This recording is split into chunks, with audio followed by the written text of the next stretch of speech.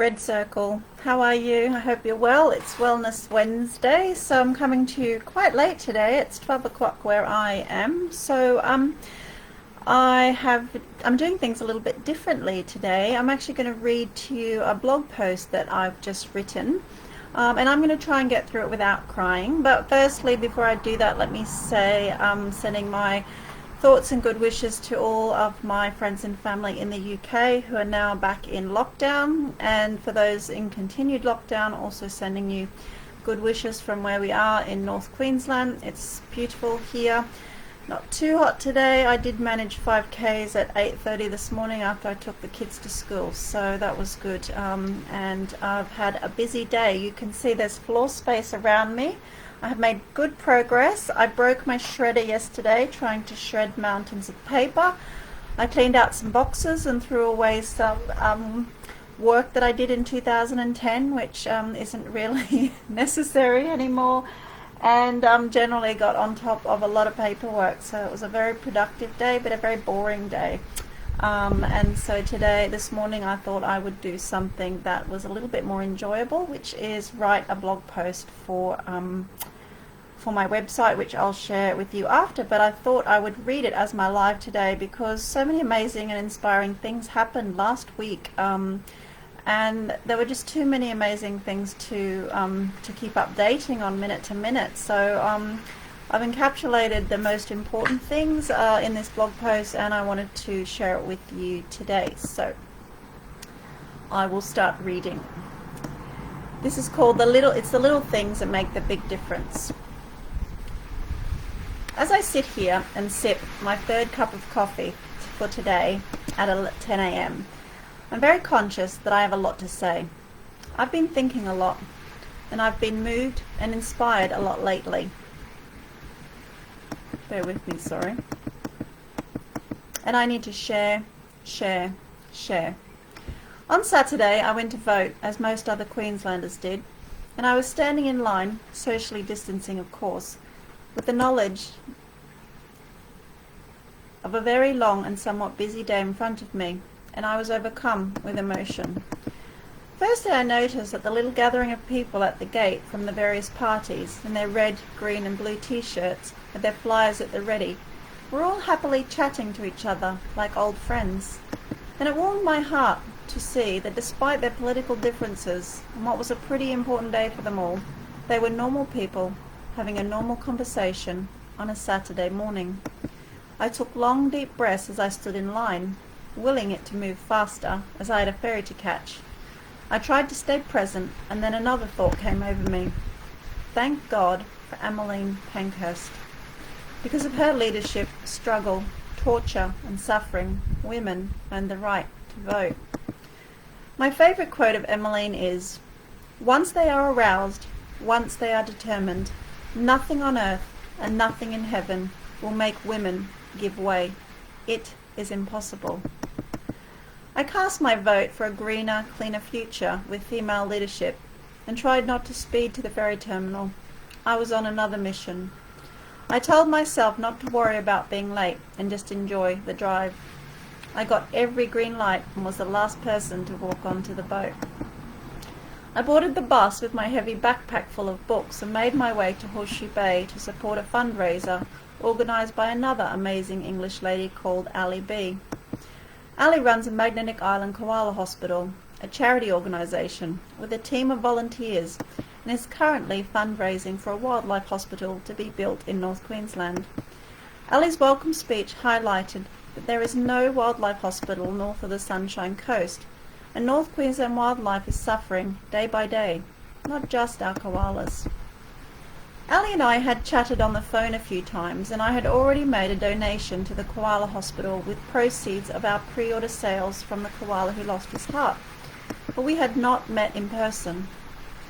Maybe it was my hormones, or of Ali and Izzy, or the emotion of another woman doing good things to help others, but I was overcome with feelings of pride for the work Ali is doing.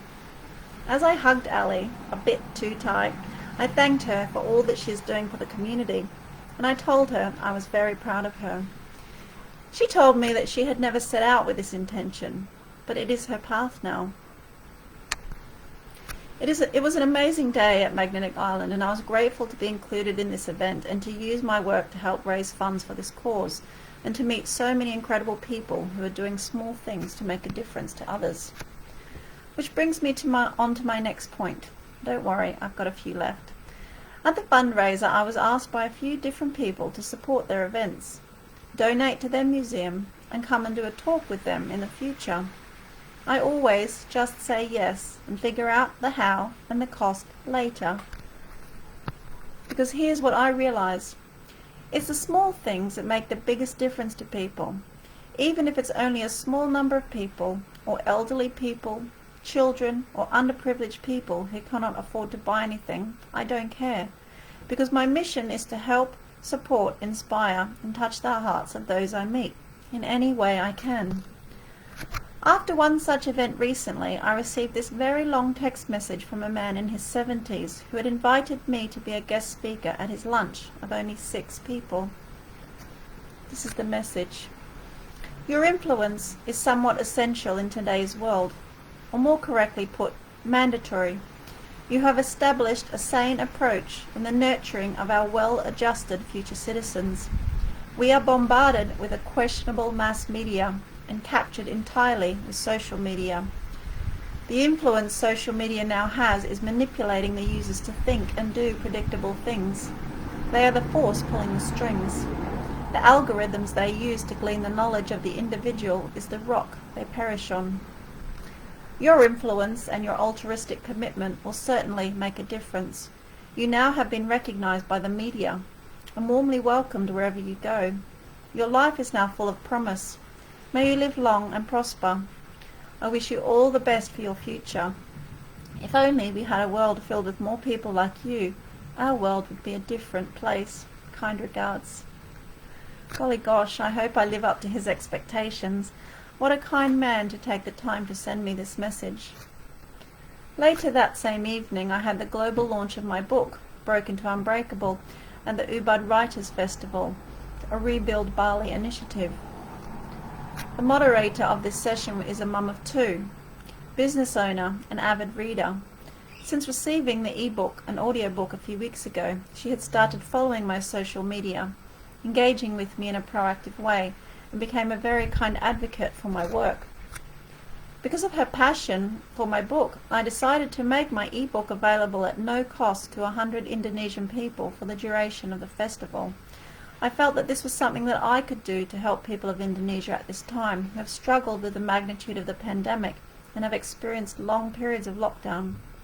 I wanted to share all the tools and strategies I have learned and implemented at home, which are free, accessible to everyone, and life-changing.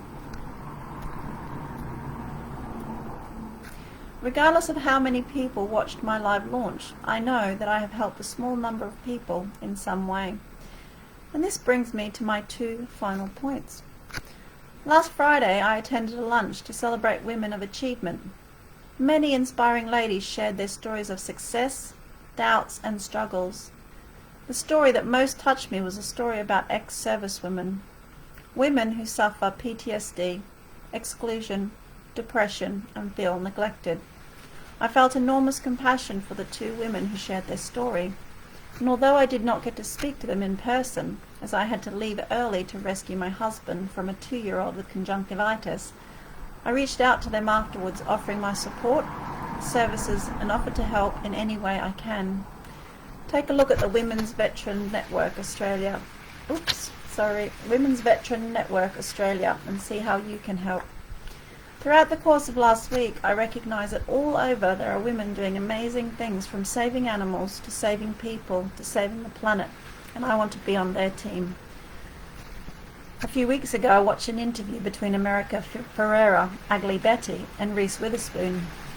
Reese has a program on Netflix called Inspiring Women called Shine On.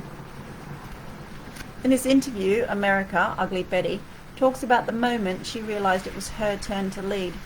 She realized that if she did not step up and lead, she would not make a difference, help people, and affect change. It wasn't a path she chose, it just happened. And it strikes me that of all the women that inspired me last week, this was true for them too. They were given the opportunity to lead, to be change makers, to make a small difference in some way, and they did not turn away from it. They took their turn to lead. We all get opportunities to lead, not necessarily the country, but in everything we do.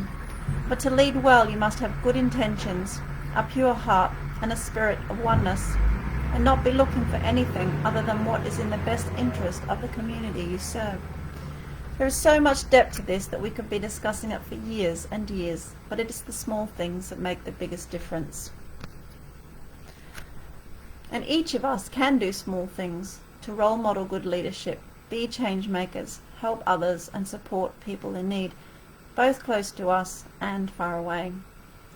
In 1996, I wrote my university dissertation on the following topic: how gender factors influence team building in sport. Even as a 20-year-old, I recognized that leadership qualities and coaching styles that women possessed versus men are different. In my 40s, with so many amazing female leaders around the world, I'm excited, I'm optimistic, and I'm a little bit scared of my 2 young girls who rule the roost in our house. I'm also excited to see my book on Walmart, Amazon, Audible, Dimmix, Waterstones, Booktopia, and so on. Everywhere I search, even a popular Indonesian online bookstore, my book is now available. So I realize that 2020 and beyond is my turn to lead, be a change maker, and a person who wants to role model 3 things: health and well-being, service to others, and oneness. Here's what I know for sure. COVID is a global pandemic. We are all connected. Small things make the biggest difference. When I was a young girl, my mother told me something I have never forgotten. Chrissy, you can't always get everything you want. And I said, why not? Yes, I can. If we believe we can't get everything we want, then what's the point in trying? Emmeline Pankhurst got what she wanted, and I know I will. What do you want? I'll leave you with that question. Have a great week. Take care. Bye.